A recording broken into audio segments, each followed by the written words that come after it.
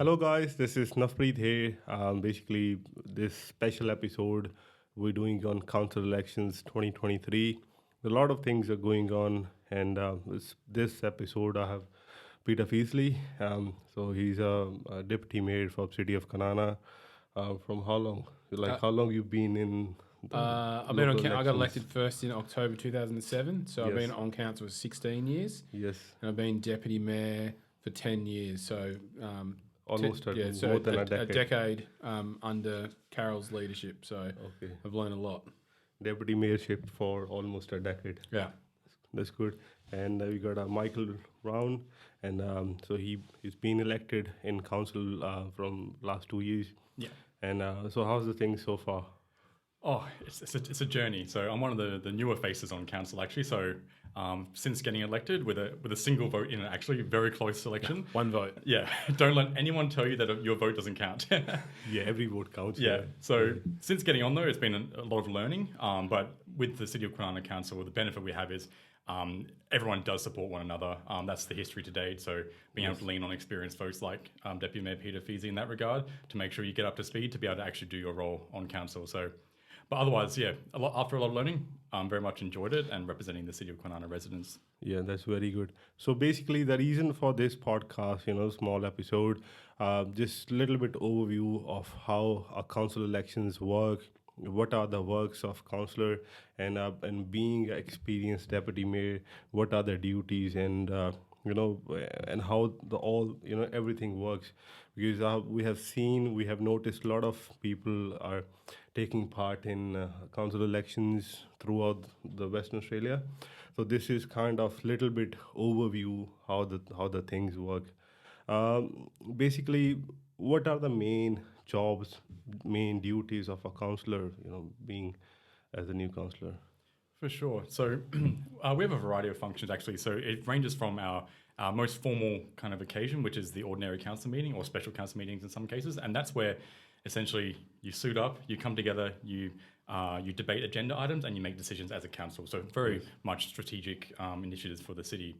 So that's the most formal occasion, and that happens about twice a month. Yes. That's where the whole council comes together and the key officers and the CEO of the city alongside the mayor. Yes. Outside of that, you attend a number of briefings where essentially you're preparing for that council meeting. So they're running, the city officers will run through the key agenda items and kind of you have an opportunity to ask questions in those briefings and really understand the agenda items that will come to you in the council meeting. So when you finally do make your decision, when you do put your hand up and vote, you're the most informed as you can be.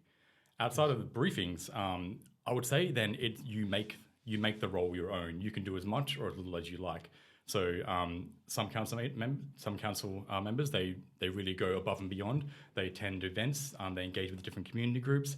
And I think that is the expectation of our residents when they do elect people in the community, because if you're not engaging with the different community groups, how do you really know what's happening? Yes. What the key issues are. So you can do as little or as much as you like, but I believe, and I believe I speak on Peter's behalf as well when I say your residents do expect you to be out there in the community, really listening, helping out and supporting them kind of to kick big goals, but also to advocate for them in council. So Yes. Peter, I'm not sure if you want to say anything else. Yeah, I think probably if you simplify what council is, it's like the board of directors of a corporation. So Yes. we're responsible for governing the organisation and ensuring that the budget and the strategic plan and the higher visions of the city are created.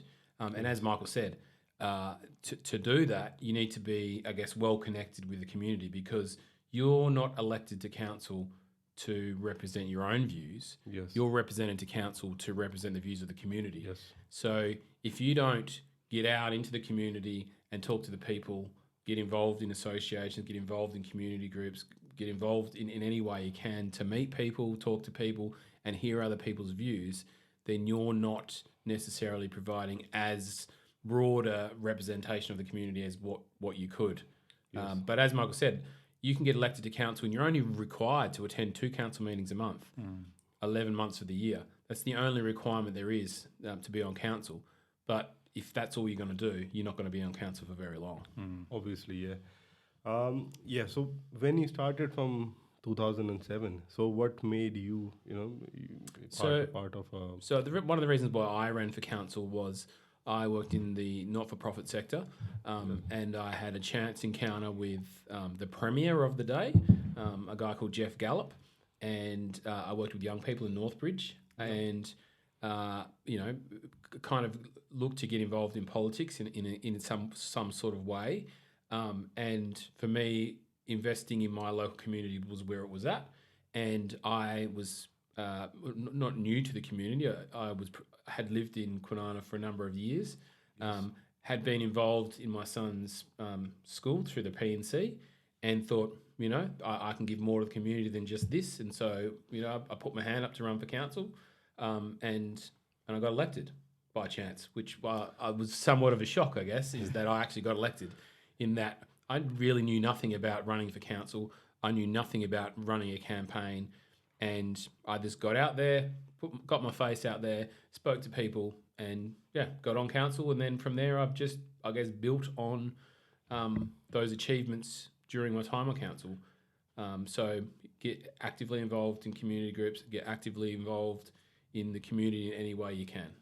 Yes, that's good. And since 2007, and City of Kwinana, if we talk specifically about this area, it grown so well. From 2007, it's 2023. What changes can you see?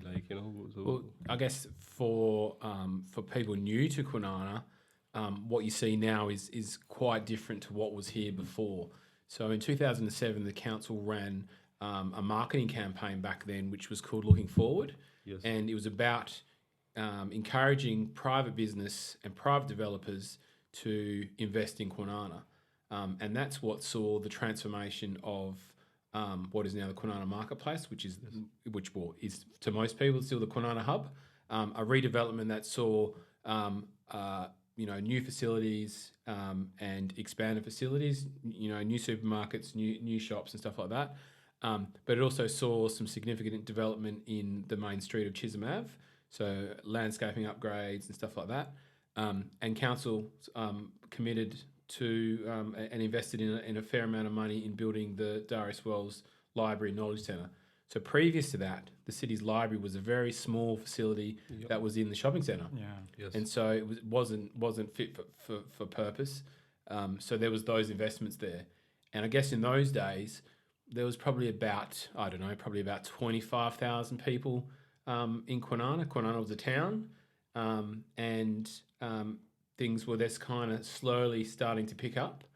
And then I guess over the last 16 years, there's been some significant investment in the community through building of new sporting pavilions. So Aurelia Oval, there was a new pavilion there. Thomas Oval, there was new pavilions there. Wellard Oval, there was a new pavilion there. Yes.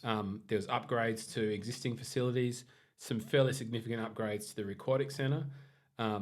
We're one of the few local governments that have put in lighting to community facilities so that sporting clubs can operate during the day and at night, because generally most people need to train at night when they're not working, or if it's their kids, they can drop their kids off. So we have one of probably in comparison to other local governments, a fairly high percentage of lights, which this really extends the facilities for use. We've had a number of community centres that were built in that time in Wellard and Bertram. Significant developments in upgrades to existing facilities like out at Wandi, the Wandi Progress Association, which is a community-driven association in the rural part of Wandi, maintain and manage some community facilities there, which is basically booked out 100% of the time, with everything from, what is there? There's like medieval clubs to wood turners, so there's stuff like that. The city has invested in the two bushfire brigades, most recently here in Kwinana South, with a complete rebuild. Yep. So, and we've gone from about 25,000, I think it was, to I think we're close to 50,000 people in the last 16 years, and I think it was 10 years ago we became a city, because obviously we have gone over the 30,000 mark, which is what the determination is to be a city. Yes. So That's good. we've gone from somewhat of a little sleepy town to one of the fastest growing local governments in Australia.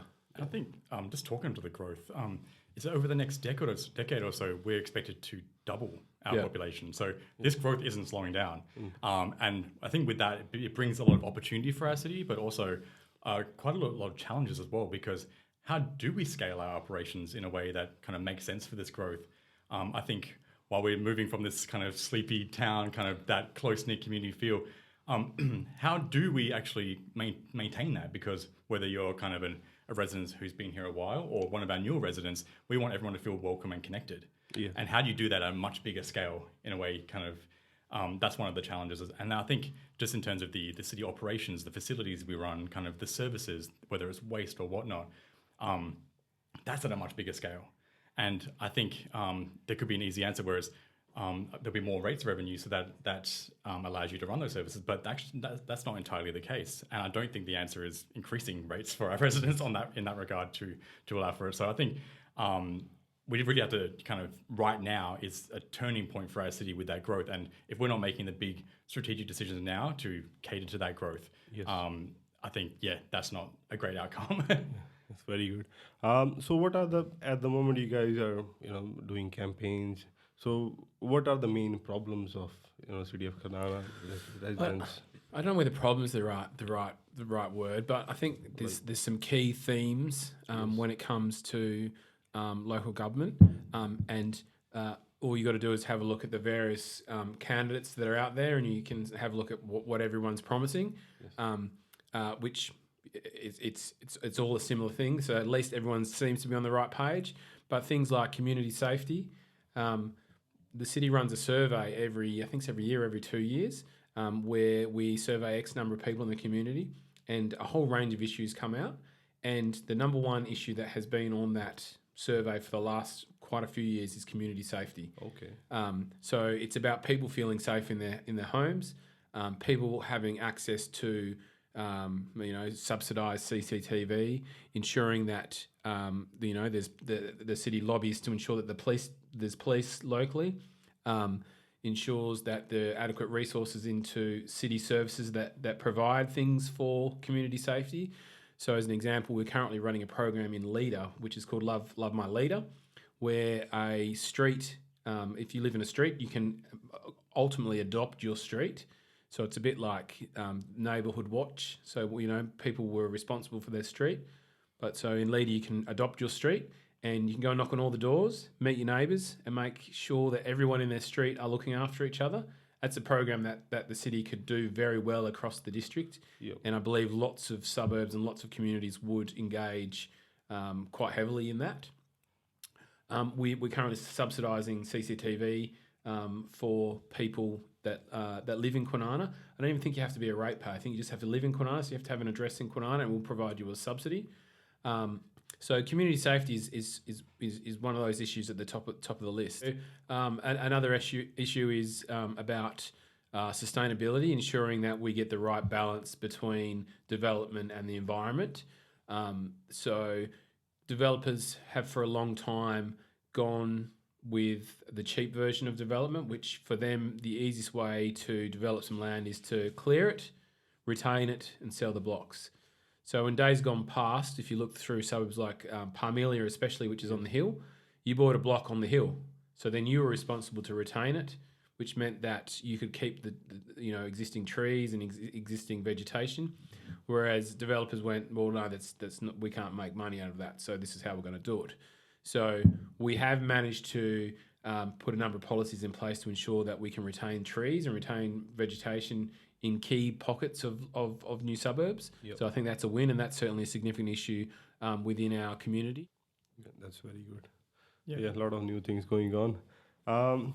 Just another reason for this podcast is basically, let's say, today something came up in my mind. I plan to be a councillor. So what's the groundwork, what's the process to be in that path? I can't just, I can't just fill up the application after 1 or 2 weeks. There's a groundwork I have to do before taking a part, or to be a councillor, because we're working for the community. So what are the steps, or, before that, what inspired you, Micheal, to be a councillor? Oh, big question, but great one. So, like Peter, I've lived here a long time. In actual fact, I've lived in Kwinana my whole life. So I've lived and breathed the city for 32 years.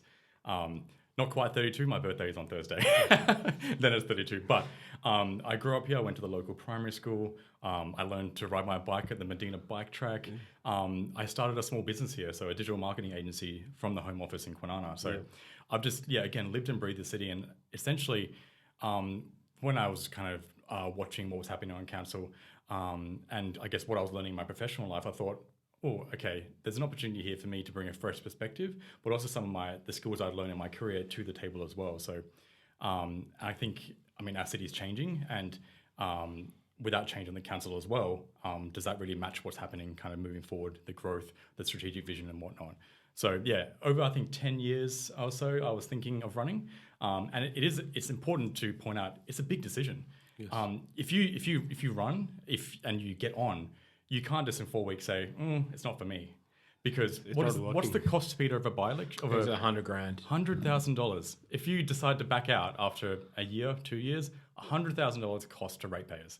So that's why I think you really have to put the homework in. You need to, nowadays you can watch the council meetings online and really see, okay, is this right for me? Can I bring something to this mix here? Can I add value? So watching those online, I think, would be a good start, because you're going to be in a lot of those meetings. Yes. And then, of course, you have the behind the scenes meetings, the briefing. So do you have time to attend all these? Not everyone has a job where the flexibility would be there. I think you really have to speak to your employer and say, hey, if I was to do this, can I sometimes leave before 5? Can I make the time up later? Some jobs just won't allow for that. And sometimes we have things during the day, sometimes we have things during the night. So I think you have to have that flexibility and that time commitment. So, and then again, making sure you're bringing something to the table and taking it seriously, because you can't back out. You've probably got a 4-year term. But for those who enjoy it, it's very rewarding. Yes, obviously. But I think the number one thing you should do before you even consider running for council is attend a council meeting. Actually come to a council meeting. Yeah, they are online now, so you can watch it from from your home, but you can't interact with the people at the meeting if you're watching from home. So come down to a council meeting, 5:30, twice a month. All the information is advertised on the city's website. Sit in the public gallery and actually see what happens, because getting elected and sitting in the big chairs for the first time is a very daunting experience. It's a hard decision, yeah. I remember I got elected and I don't think I really said anything for a couple of months. I was like, what's going on? We didn't have many people in the public gallery, but I was like, nervous. I'm like, I'm here to represent the community. What does that really mean? What have I got myself into? Did I get elected by accident? So you kind of start asking yourself some of those questions. But I guess, 16 years later, I can stand up and, I can talk without a script, and hopefully most of the time convince council that my view is a good view. Yes, and it came from, maybe hundreds of people here, obviously. Yeah. And you see another question that stuck in a lot of people's mind, in my mind too. How much the councillor gets paid for? Is it like, rewarding? Like, what's do you guys get paid? So there's a sitting fee to be a councillor, and it's made up of a number of things. There's a sitting fee and there's a communications allowance. So obviously, being a councillor, one of the biggest things that you need to do is take in lots of information. Yes. So there's an allowance to make sure that you have access to the internet and all those sorts of things. But there's lots of reading. So a small council agenda could be 300 pages. Mm-hmm. Yes. So you're expected to read the council agenda prior to the meeting and make sure you understand the whole thing from cover to cover. Yes. You also then have the minutes of the previous meeting. So you need to read the previous minutes of the meeting to ensure that the previous meeting that you were at is an accurate representation of the meeting. And this could be 1,000 pages in total. Have to be connected. Yeah. And then there's you might have items on the agenda that council have organised a briefing by a developer or by a government department. So let's give you an example. Kwinana's the host of one of the largest battery banks, which is servicing the Western Power grid. So we have all these batteries down in the industrial area that's storing a whole heap of energy. So we had someone from Western Power come out, I think it was Western Power or Synergy, and they explained the whole process, what it means, what sort of investment. So you then get that information as well. So there's all that sort of information that you need to take in, and lots of it you're obviously doing in your own time. So I kind of digress to how much it is. It's about $30,000 per annum to be a councillor. Yep. And probably if you work that down to hour, to how much you're getting paid by the hour, we're probably looking at, you're probably getting paid probably somewhere around $5 an hour. Like it's not a cost recovery. Obviously it's not for money basically. Yeah. So it's basically this covers your expenses. Yes. So it gets you there, and covers the cost of laundering your suit and all those sorts of things. But this covers your time when as Michael said, you could have an agenda that's 1,000 pages. That's 1,000 pages of information that you need to read through, filter it out, and comfortable that you know what is going on.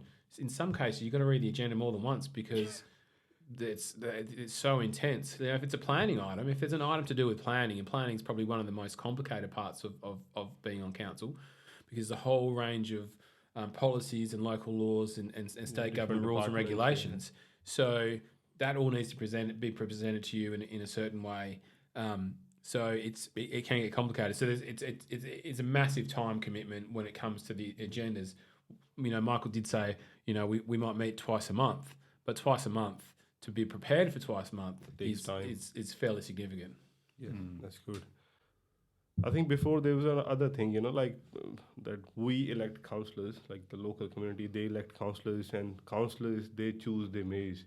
And now this time, I think the process is a bit different. So why, the process is different this time? And do we really need that? So this is some state government reform in relation to local governments. And various governments of the day have come and gone and talked about reform and made some changes to how local government works.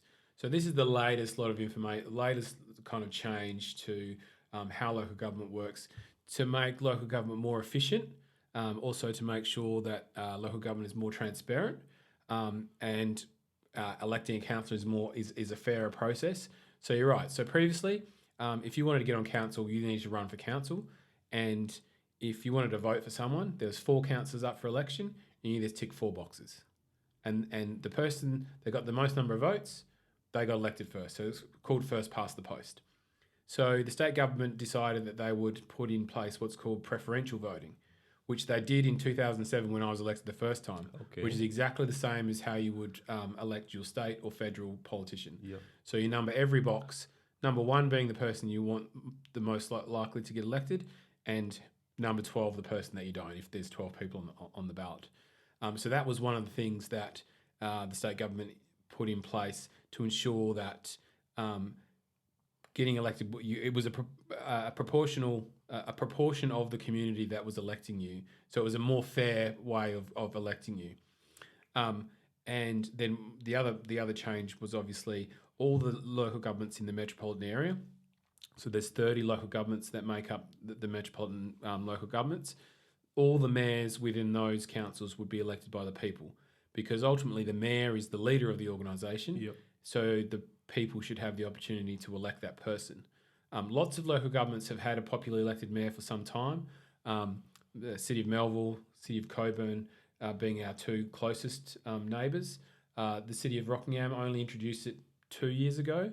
And I think the Servant Jarrahdale, they're also introducing it for the first time this time.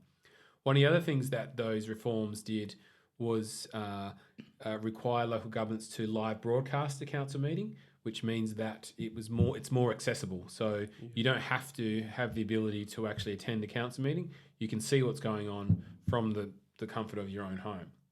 So that was another change.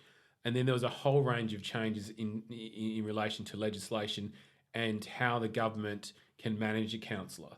So in some cases, you get councillors that can cause a bit of grief for the council. Yeah. They might not get along with the rest of the council. They may say things that are completely inappropriate, and they're not within the good governance of a local government. So the state government put some rules in place to ensure that if you're not doing a good job and you're doing the wrong thing, that can be dealt with, so that you can be penalised if you're doing the wrong thing or you're saying the wrong thing. But overall, most local governments run pretty well. So that's kind of the key reforms that were put in place. So they sound like simple things, but the simple fact that you're now voting via optional preferential voting and voting directly for the mayor, you have more say in how your community is managed because you've had a say in how the mayor was elected. Yeah. When it comes to the popular vote for mayor, that's quite a hot topic in the community at the moment because it is the first time. When I ran a council for the first time, a lot of questions came my way about why can't we choose the mayor? I would love to choose the mayor myself and have that say. So it's going to be quite an interesting time for us doing it for the first time. Peter, from your experience on council, I'm throwing your questions your way now. So that was vote one, Peter Feasey. So I think, what do you think about this change as someone that's been on council for a long time? Because I think from my 2 years on council, I have seen the benefit now more than ever of that experience in the role. I remember first time I walked into a council meeting, I had Mayor Carol Adams kind of signaling to me kind of discreetly, you need to stand up, Michael. So the very simple things, but the mayor has the role of actually keeping the chamber in check, making sure no one's screaming at each other, moving the business forward. And that could be quite daunting for someone who's never done this before. So what are your thoughts on this? Well, I think that's probably that. There's some pros and cons when it comes to electing the mayor by the community electing the mayor. But there's also some pros to the council electing the mayor because ultimately, when the council was electing the mayor, they generally knew the people in the room, so they could decide the best person that they thought would be able to chair or run the group of people.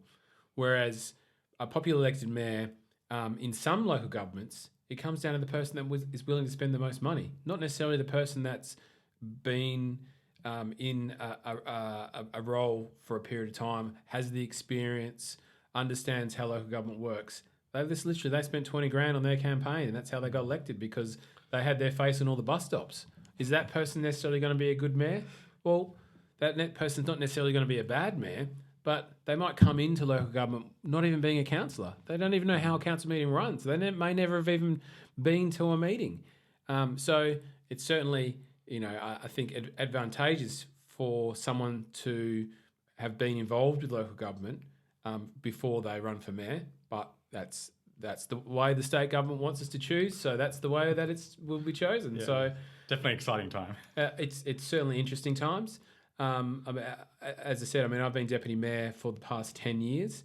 And so the way that the mayor and the deputy was previously elected, after every election, so there's an election every 2 years, so you've got councillors for 4 years, and they have a 4-year term, and then there's a crossover. So there's always 4 councillors that have been around for 2 years. So you never end up with a whole room full of new people. So there's some experience left over. And it's at that first meeting where you elect the mayor and the deputy. Well, for my entire time of being on council, Carol Adams, no one ever ran against Carol. Okay, so Mayor Carol Adams got elected unopposed every time. Every election that I have been elected to deputy mayor, I've had some people run against me. The very first time I ran against someone and it was a draw. And so what happens when there's a draw? Back then was so you voted. It says all private ballot. You just tick a box. They count the votes. It was a draw again. If it's a draw 3 times. Then what happens is they put the 2 names into a box and they draw one out.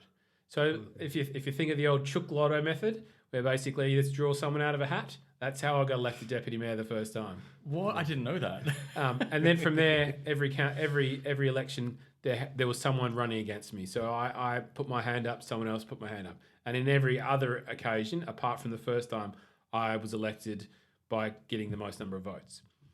So, but even that has changed. So at the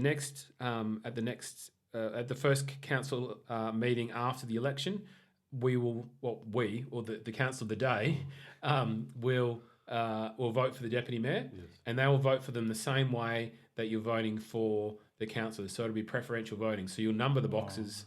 So if there's 8 councillors and four people say they're going to put their hand up, then everyone gets to have their say.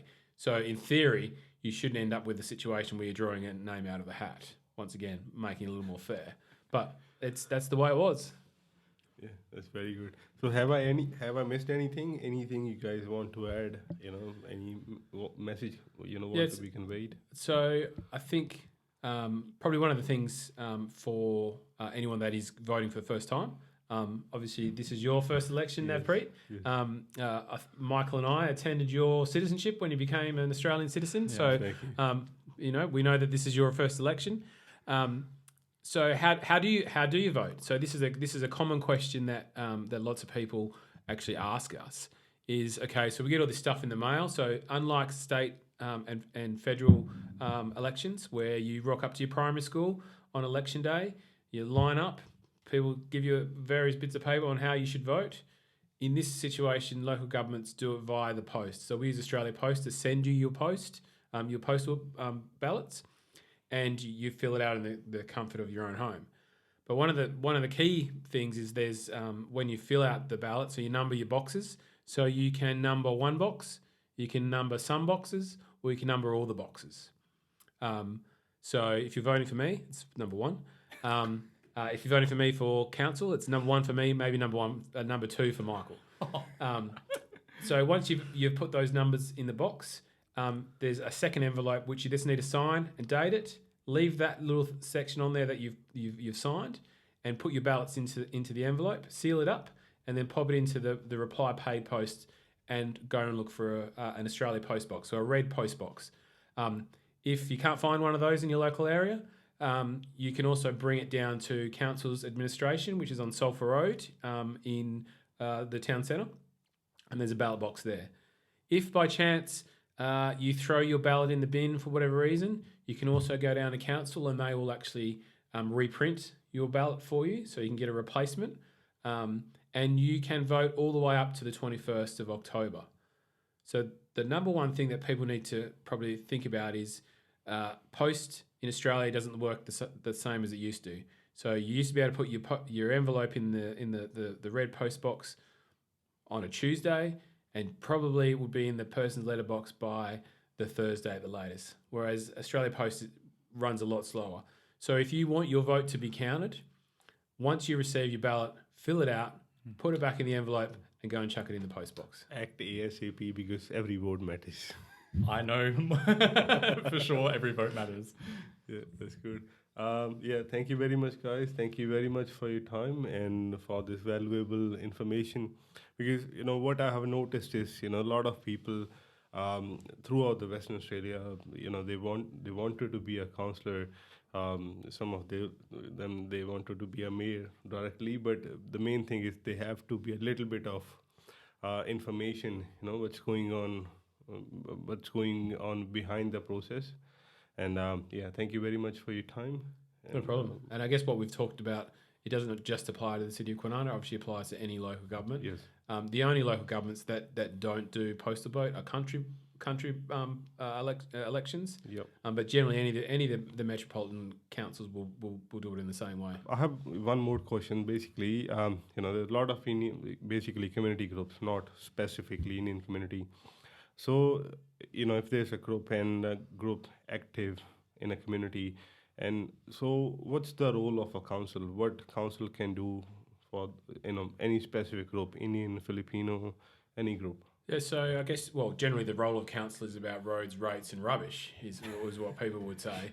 Basics. So the basics. We pick up rubbish, and we make sure that the roads don't have potholes in them. But council's much more than that. Council these days are about creating community. Yep. We're about building capacity of the community, which building capacity of community is about enabling community to have the skills to build their own community. So we don't come in and say, this is what you need. You come to us and say, this is what we want. And we then do something.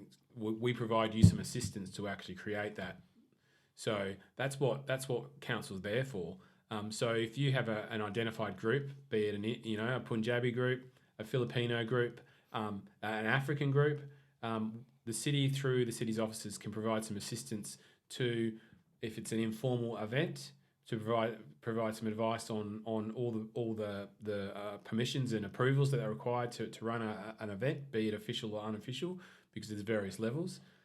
If it's a group of people that want to form a formal association, the Punjabi Club of Bertram, I think they already exist. Yes. We could assist in putting all the information together to create that. So there's lots of things that we can do to assist a community to create some community in their community. And there's opportunities for grants through the city. So we have a number of events grants where you could apply for up to $4,000 to put on a food festival, or you could put on a volleyball festival, all sorts of things. And there's also there's a huge range of grants that the community can apply for.